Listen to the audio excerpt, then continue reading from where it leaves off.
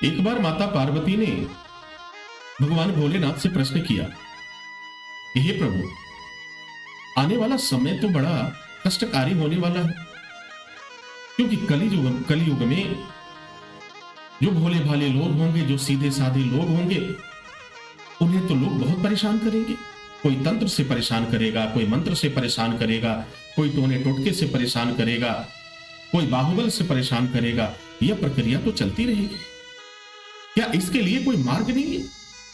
क्या इसके लिए कोई ऐसा उपाय नहीं है कि ऐसे लोगों पर किसी भी तरह के तंत्र का प्रभाव न हो, किसी भी तरह के जादू का प्रभाव न हो, किसी भी तरह का काले जादू का प्रभाव न हो?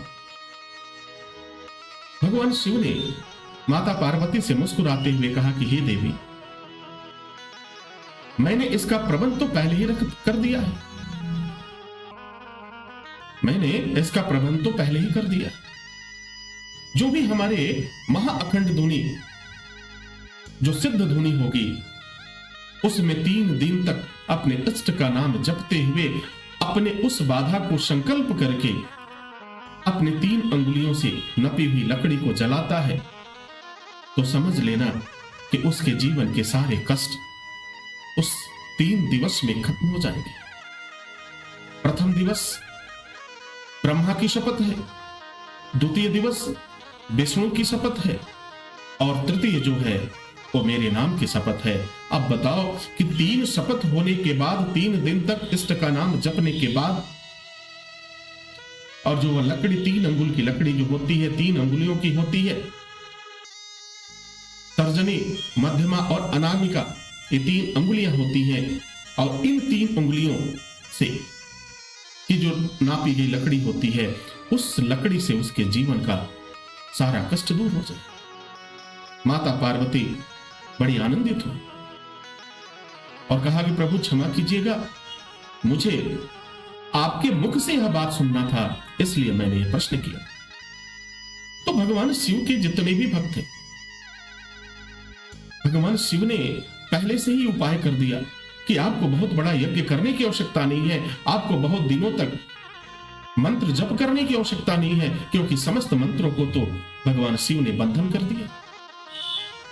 तो एकमात्र उपाय है, अपने जीवन को बेहतर बनाने के लिए आप महाअखंड धुनी में अपनी समस्याओं को समर्पित कर दें, उस अग्नि में भस्म कर दें। फिर आपका भूत पिशाच प्रेत जो भी होगा वह जल जाएगा, वह बंधन में बंध जाएगा। फिर आपको कभी वह परेशान नहीं कर सकता, क्योंकि शपथ 3 लोगों की है, ब्रह्मा विष्णु महेश की शपथ है। अगर वह दोबारा जाता है तो फिर इनकी वाणी मिथ्या होती है और झूठी हो जाती है।